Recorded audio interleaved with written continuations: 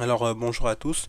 Aujourd'hui, on est dans le chapitre La puissance des États-Unis aujourd'hui.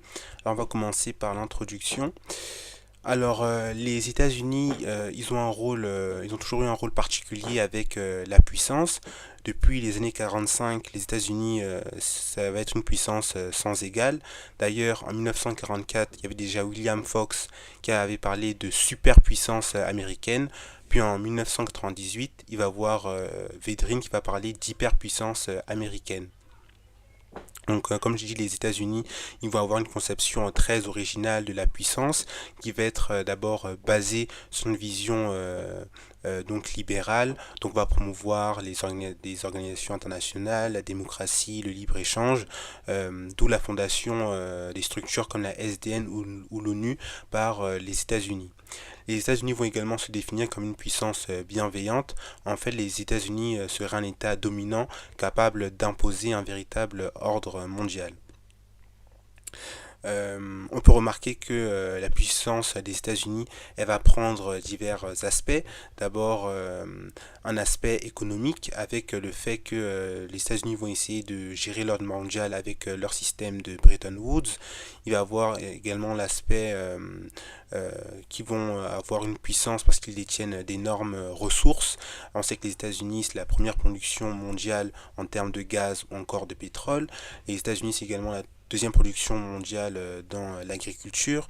Les États-Unis vont également baser leur puissance sur les réseaux mondiaux. Déjà dès 1973, il y avait Raymond Aron qui avait affirmé les États-Unis empire sans frontières et sans souveraineté invisible et omniprésente. En fait, invisible parce que les États-Unis vont contrôler les marchés financiers et omniprésente parce que les États-Unis dominent le monde. Enfin, un autre aspect de la puissance, des États-Unis, ça va être le fait qu'ils vont utiliser le soft power, qui est donc puissance non coercitive, qui vont permettre aux États-Unis en fait d'influencer le monde par leur culture, en influençant le monde comme ça par leur mode de vie. Euh, Ensuite, dans l'histoire de la politique des États-Unis, on remarque que leur, leur politique a toujours été très réaliste, donc basée sur leurs intérêts, avec une utilisation même de la force à partir de la guerre froide. Euh, une autre chose qu'on peut remarquer, c'est que les États-Unis, on va souvent dénoncer des États-Unis leur hypocrisie, parce qu'ils sont censés promouvoir certaines valeurs, or ils vont souvent soutenir des dictatures. Euh, on va également remarquer une évolution de la puissance des États-Unis au cours du temps. Déjà au 19e siècle, les États-Unis ils vont plutôt être une puissance repliée parce qu'ils n'ont pas les moyens de dominer mondialement.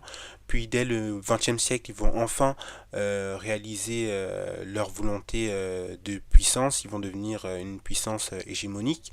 Puis dès les années 70, on va avoir une crise de l'hégémonie des États-Unis. D'abord à cause des chocs pétroliers qui ont donc commencé en 73. Ensuite, dans les années 70, les États-Unis vont également connaître une grave crise économique et ils ne vont pas être aidés non plus par la guerre du Vietnam qui s'est soldée en 1975. Ensuite, c'est également dans les années 70 qu'on va avoir la déségrégation qui montre donc des divisions dans la société des États-Unis. Toujours dans les années 70, on va avoir le développement de la contre-culture avec l'essor du mouvement hippie. Et en 74, on va avoir Nixon qui va démissionner à cause de l'affaire du Watergate. Puis dans les années 80, on va avoir une relance de l'économie des États-Unis pendant 30 ans. Et à la fin des années 2000, on va avoir une nouvelle crise hégémonique des États-Unis qui va être défiée par d'autres États comme la Chine, la Russie. Également, à la fin des années 2000, les États-Unis vont douter de leur rôle dans le monde et ils vont avoir des politiques étrangères très hésitantes avec souvent des politiques différentes selon les présidents. Comme problématique, on pourrait se donner comme question en quoi l'hégémonie des États-Unis est-elle incertaine. Alors là, on va rentrer dans la partie 1, qui est la fin de l'hégémonie des États-Unis. Et le grand A, c'est une puissance en proie au doute, l'épuisement de la grande stratégie des États-Unis. Alors, déjà, ce qu'on peut dire, c'est que depuis 2008, on sortirait de la période hégémonique des États-Unis. Cette fin de l'hégémonie des États-Unis, elle serait liée à trois causes. Déjà, une remise en cause par le haut.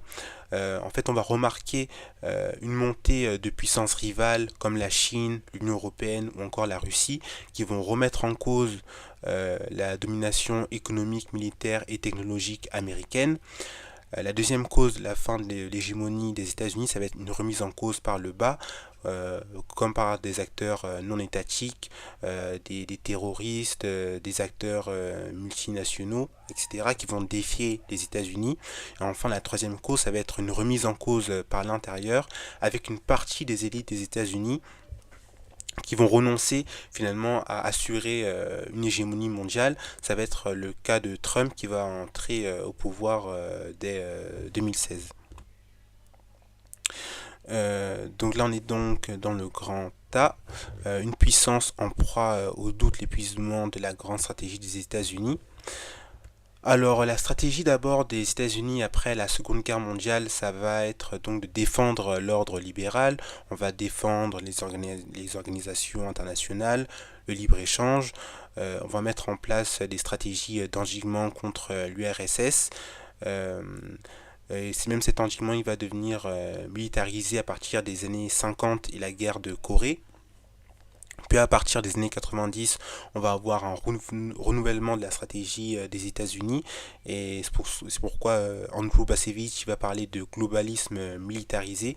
Globalisme parce que le but ça va être toujours de défendre donc l'ordre libéral des États-Unis, la démocratie, le libre-échange, avec par exemple la création de l'ALENA dès 1992 et militarisé car il va avoir l'idée de conserver et de renforcer la puissance militaire américaine, d'où la multiplication des interventions dans les années 90.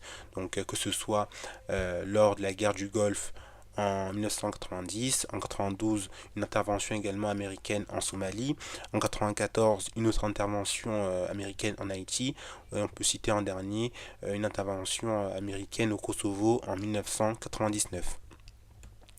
Puis dès les années 2000, euh, la stratégie des États-Unis, ça va être d'empêcher toute autre puissance rivale de s'affirmer. Et pour cela, on va mener des stratégies de contrainte.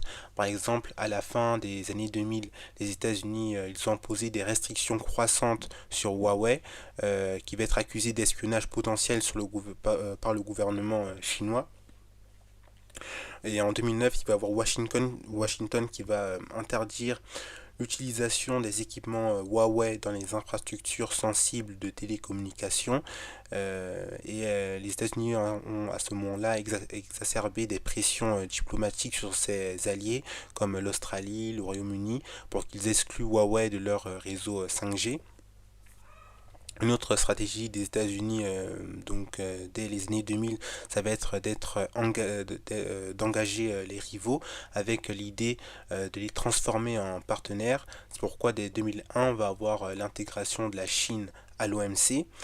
Une autre chose que va mettre en place les États-Unis, ça va être une présence vraiment des États-Unis dans le monde avec l'idée vraiment d'un véritable interventionnisme mondial. Euh, puis en 2016, en fait, cette stratégie des États-Unis va être remise en cause par des spécialistes ainsi que Trump. Déjà, ils vont critiquer l'ordre libéral des États-Unis qui aurait favorisé l'ascension de la Chine au détriment des emplois américains.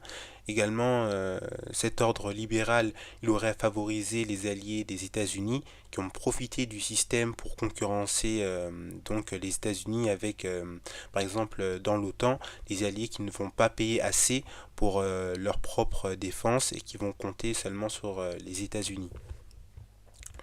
Et c'est pourquoi on va avoir une véritable nouvelle politique de Trump à son arrivée. Déjà, il va beaucoup moins défendre le libre-échange et la démocratie. Il va remettre en cause le militarisme américain en rejetant l'interventionnisme des États-Unis. Il va avoir également l'idée qu'aujourd'hui les États-Unis ne doivent plus être les gendarmes du monde. Euh, Ensuite, il va faire remarquer que l'hégémonie des États-Unis coûterait trop cher avec une idée de surexpansionnisme impérial. En fait, le surexpansionnisme impérial, c'est désigne une situation où une puissance impériale va étendre excessivement son influence ou son contrôle au-delà de ses capacités économiques, militaires ou politiques, ce qui finit par affaiblir sa position globale. Et ça va être appuyé par certains spécialistes qui vont même critiquer l'exceptionnalisme des États-Unis, comme Jeffrey Sachs ou Bacevich. En fait, selon Jeffrey Sachs, il va critiquer l'idée que les États-Unis se considèrent comme moralement supérieurs et justifier à intervenir dans le monde entier, ce qui mène à des guerres inutiles comme en Irak ou en Afghanistan et à l'instabilité mondiale. Et Andrew Bacevich, il va également condamner l'exceptionnalisme des États-Unis déjà pour son militarisme excessif, en affirmant que cette idéologie pousse les États-Unis à déployer leur puissance militaire partout, souvent sans véritable bénéfice national, tout en négligeant leurs problèmes internes. Donc finalement, ce qu'on peut remarquer, c'est que cet exceptionnalisme mené par les États-Unis, ça va leur pousser à avoir des politiques beaucoup trop ambitieuses euh, qui va donc affaiblir les États-Unis avec des véritables politiques irréalistes. Et donc lui, Trump, il va vraiment rejeter cet exceptionnalisme. Pour lui, les États-Unis doivent mener une politique de seule défense de leurs intérêts, d'où son slogan America First. Et avec Trump, les États-Unis vont vraiment essayer de cesser de soutenir les démocraties et vont lier des alliances vraiment que par rapport à leurs intérêts. Et un autre point qu'on peut remarquer, c'est que le déclin des États-Unis, en fait, ce serait dû à l'erreur de la politique, les erreurs politiques des États-Unis depuis les années 70. Déjà avec Clinton, il avait été critiqué pour la dérégulation financière, notamment avec l'abrogation du Glass-Steagall Act en 1999 qui a favorisé la crise financière de 2008. Puis Bush, il a été critiqué pour l'invasion de l'Irak en 2003, qui était fondée sur des renseignements erronés, ce qui a déstabilisé durablement le Moyen-Orient. Puis Obama, lui, il va plutôt être critiqué pour son intervention limitée en Syrie, ce qui a laissé un vide stratégique exploité par la Russie et Daesh. Et enfin, Trump, il va être critiqué pour son retrait d'accords internationaux comme l'accord de Paris, qui a affaibli le leadership des États-Unis. Il va également souvent mener des politiques souvent incohérentes qui vont également participer à l'affaiblissement des États-Unis. Et on pourrait aussi parler de Biden qui finalement a réalisé peu de choses et va mener une politique souvent de la continuité de Trump. Et donc, tous ces aspects qu'on vient d'évoquer, ça aboutit à l'idée d'un véritable déclin des États-Unis.